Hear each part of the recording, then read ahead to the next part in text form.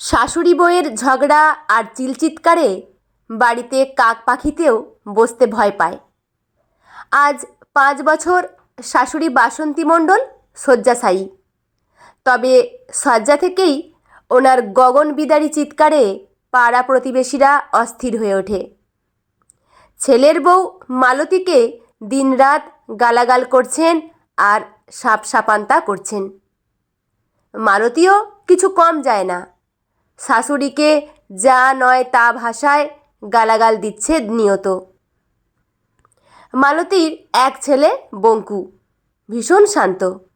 মা ঠাম্মার এই ঝগড়া ভালো লাগে না ওর। মালতীর বর হরিপদ মণ্ডল যখন মালতীকে নিজের মাকে আর 2 বছরের দুধের ছেলেকে ফেলে পাশের পাড়ার রমলাকে নিয়ে পালিয়ে গেল, তখন মালতীর শাশুড়ি বাসন্তী মণ্ডলই সংসারের হাল ধরেছিলেন। নাতি আর বৌমাকে আগলে রেখেছিলেন। 5-6 বাড়ি নিজে কাজ করে, কাঁথা সেলাই করে, মুড়ি ভেজে সংসারটা টেনে টুনে চালাচ্ছিলেন। তবুও তখন তিনি মালতীকে কারো বাড়িতে কাজ করতে দেননি। সেবার বর্ষায় মুখার্জি বাড়িতে কাজ করতে পুকুর ঘাটে পিছলে পড়ে পা ভেঙে সেই যে শয্যা নিলেন বাসন্তী মণ্ডল, আজও তিনি শয্যাশায়ী। তারপর মালতীকেই সংসারের হাল ধরতে হলো। 5 বাড়ি কাজ করে বাড়িতে কিছু সবজিও লাগিয়েছে, মুড়ি ভেজে বাজারে বিক্রি করে। ছেলে বঙ্কু কাছেই এক সরকারি স্কুলে পড়ে। ছেলেটা পড়াশোনায় খুব ভালো আর খুব শান্ত, সমজদার ছেলে। মা কাজে গেলে ঠাম্মার কোনো প্রয়োজনে ঠাম্মার দেখাশোনা করে। ঠাম্মার চোখের মণি বঙ্কু ঘরের কাজকর্মেও মাকে সাহায্য করে। স্কুলে শিক্ষকদের খুব প্রিয় মালতীর ছেলে বঙ্কু, ওর ব্যবহার আর মেধার জন্য। কিন্তু দিন দিন মালতীর শাশুড়ি বাসন্তী দেবী বিছানায় থাকতে থাকতে কেমন খিটখিটে হয়ে যাচ্ছিলেন। সবেতেই বউ মালতীর খুঁত ধরতে লাগলেন। এমনকি ওনার ছেলের অন্য মেয়ে নিয়ে পালিয়ে যাওয়ার জন্য উনি মালতীকেই দুষতে লাগলেন আর সাপসাপান্ত করতে লাগলেন।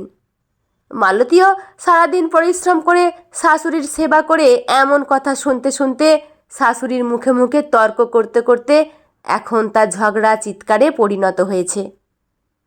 একে অপরকে যা ইচ্ছে তাই বলে গালাগাল করছে। শাশুড়ি বউ কেউ কাউকে সহ্য করতে পারে না মনে হয়।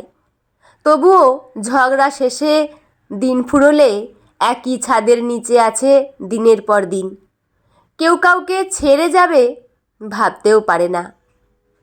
কয়েকদিন আগে বাসন্তী মণ্ডলের খুব জ্বর হয়েছিল, এখন কমেছে, কিন্তু মুখে একদম রুচি নেই, কিছুই খেতে পারছে না, শরীরটা দুর্বল হয়ে পড়েছে।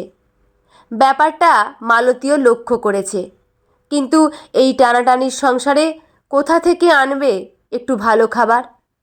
যেখানে সেদ্ধ পোড়া 3 বেলা জোটাতেই হিমশিম খাচ্ছে, সেখানে মাছ মাংস দুধ তো বিলাসিতা। এসব ভেবে খারাপ লাগছিল মালতীর, কিন্তু কিছু করার নেই। সেদিন দুপুরবেলায় শাশুড়ি বাসন্তী মণ্ডল পাশের বাড়ির মিনুকে ওনার বাপের বাড়ির গল্প বলছিলেন। ওনার বাপের বাড়িতে নাকি কচু ক্ষেত ছিল, বেশ ডাগর ডাগর মানকচু হতো। ওনার মায়ের হাতের মানকচুর বাটার স্বাদ যে কোনো ভালো তরকারির স্বাদকেও হার মানাতো। আজ আর থাকতে না পেরে বাসন্তী মণ্ডল বৌমা মালতীকে বলেই ফেললেন, ও বউ, খুব কচু বাটা খেতে মন চাইছে রে। সকাল সকাল শাশুড়ির আবদার শুনে মালতীর গা পিত্তি জ্বলে উঠল। 2 কথা শাশুড়িকে শুনিয়ে দিয়ে বলল, মুখের নোলা দেখো বুড়ির, মরার তো আর 2 দিন বাকি নেই, এখনও শুধু খাই খাই। নিজের ছেলে তো রেখে পালিয়ে গেল, এখন আমার ঘাড়ে এসে পড়েছে। কথাটা শুনে বুড়ির 2 চোখ গড়িয়ে জল পড়ল। তবে বুড়ি বোঝে, আর কত করবে বউটা, পেটের ছেলে তো ছেড়ে পালিয়েছে, তবুও তো বউটা দেখাশোনা করছে। কী বা বয়স বউটার? বুড়ি আর কথা না বাড়িয়ে চুপ করে গেল। এদিকে মালতীর শাশুড়িকে কটু কথা বলার পর মনটা খচখচ করছিল। বুড়ো মানুষ, মুখে স্বাদ নেই। মাছ মাংস তো আর খেতে চায়নি, একটু কচু বাটা খেতে চাইছে। সেই কবে স্বামীটা ছেড়ে চলে যাওয়ার পর তো এই শাশুড়ি আগলে রেখেছিলেন তাদের মা ছেলেকে। বাপের বাড়িতেও মা বাপ নেই, যেখানে দুদণ্ড থাকবে গিয়ে। বউয়ের চোখের জল মুছিয়ে মায়ের মতো আগলে রেখেছিলেন তিনি। মালতী এটাও জানে যে শাশুড়ি নিজে কটু কথা বললেও অন্য কেউ বউয়ের নিন্দে করলে বুড়ি ছেড়ে কথা বলেন না, ভালো করে দু কথা শুনিয়ে দেন। মালতী ভাবছে, এই মফস্বল শহরের বাজারে এই সময় তো মানকচু পাওয়া যাবে না, যদিও পাওয়া যায় দাম হবে বেশ। আশেপাশে যদি না পাওয়া যায় তবে বাজারে গিয়ে দেখবে কাল। হঠাৎ মনে পড়ল ঘোষাল বাড়ির পেছন দিকের ছাইগাদার পাশে সেদিন একটা ছোট্ট মানকচু গাছ দেখেছিল। এই কয়দিনে সেটা মনে হয় ডাগর হয়েছে, কিন্তু ঘোষাল গিন্নি যা কৃপণ, পান থেকে চুন খসে না হাতে। মনে হয় না একটুখানি কচু দেবে বলে। তবুও আজ কাজে গেলে একবার বলে দেখবে। সব কাজ ছাড়া হলে ঘোষাল গিন্নিমাকে বলল, গিন্নিমা, ছাইগাদার কচুটা তুলে এনে দেব, তা থেকে আমাকেও একটু দিও। শোনা মাত্র ঘোষাল গিন্নি রে রে করে উঠল, বলল, না না, এখন কচু তুলব না, যেমন আছে তেমনই থাক। এরকম উত্তর পাবে সেটা জানা ছিল মালতীর, তাই আর কথা বাড়ায়নি। রাস্তা দিয়ে যেতে যেতে এক ফন্দি আটে মালতী মনে মনে। সেদিন সারা রাত খুব বৃষ্টি হলো। ভোর না হতেই মালতী একটা শাবল নিয়ে বেরিয়ে পড়ল অন্ধকার রাস্তায়। টিপটিপে বৃষ্টিতে পুরো ভিজে একসা হয়ে গেছে সে। তারপর ঘোষাল বাড়ির বাঁশের গেট টপকে বাড়ির ভেতর ঢুকে সোজা ছাইগাদায় গিয়ে পৌঁছলো। শাবল দিয়ে কচুটা এবার তুলে নেবে, কিন্তু এমন পোড়া কপাল, আগেই কেউ কচুটা তুলে নিয়েছে। খুব মন খারাপ হলো মালতীর। এত কষ্ট বিফলে গেল। বাড়ি চলে এলো। ভিজে কাপড় ছেড়ে শুকনো কাপড় পরে ঘরের কাজ সারতে লাগলো। ততক্ষণে ভোরের আলোও ফুটেছে, বৃষ্টিটাও একদম ধরে গেছে, কিন্তু মনটা অন্ধকার মেঘে ছেয়ে আছে। অসুস্থ শাশুড়ির ছোট্ট একটা মনের স্বাদ পূরণ করতে পারল না সে। আজ একটু বেলা করেই কাজ করতে এলো সে ঘোষাল বাড়িতে। সব কাজ ছাড়া হলে ঘোষাল গিন্নির ছেলের বউ রক্তিমা মালতীকে ডেকে বলল, মাসি, একটু শুনে যাও তো, মা আজ বাড়ি নেই, মন্দিরে গেছে পুজো দিতে। যাওয়ার আগে তোমাকে এটা দিতে বলল।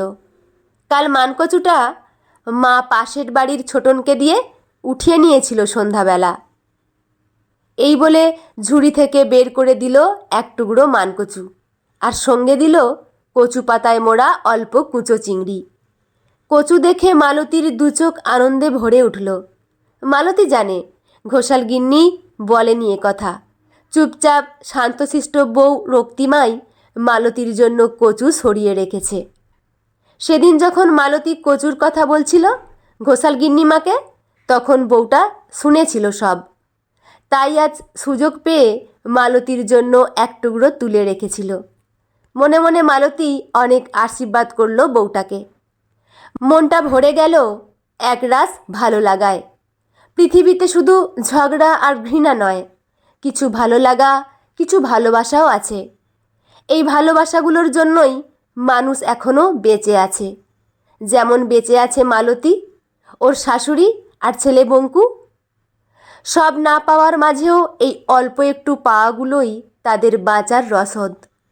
বাড়ি গিয়ে কচু কেটে ধুয়ে গাছের নারকেল কুড়ুনি দিয়ে কুড়িয়ে সর্ষে, নারকেল, কাঁচা লঙ্কা দিয়ে নুন সহযোগে কচু বাটল মালতী। উপর থেকে ছড়িয়ে দিল একটু সর্ষের তেল, আর বাকি কয়েক টুকরো কচু, দুটো আলু আর কুঁচো চিংড়ি দিয়ে বেশ ঝালঝাল করে ডালনা রান্না করলো। তারপর শাশুড়িকে স্নান করিয়ে নিজেও স্নান করে এলো। ছেলে বঙ্কু স্নান সেরে এলে ছেলেকে ভাত বেড়ে দিয়ে শাশুড়িকে খাওয়াতে নিয়ে বসল। আজ অনেক দিন পর বঙ্কু দেখল মা ঠাকুমা দুজনের মুখেই হাসি।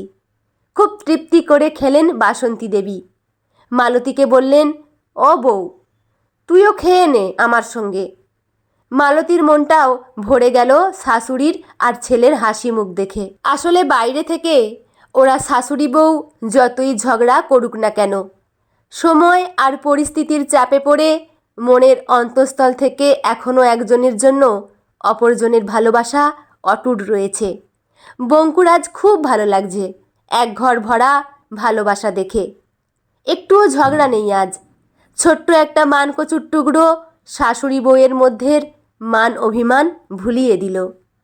এভাবেই ভালোবাসাগুলো বেঁচে থাকুক ছোট ছোট খুশির মুহূর্তের মধ্য দিয়ে।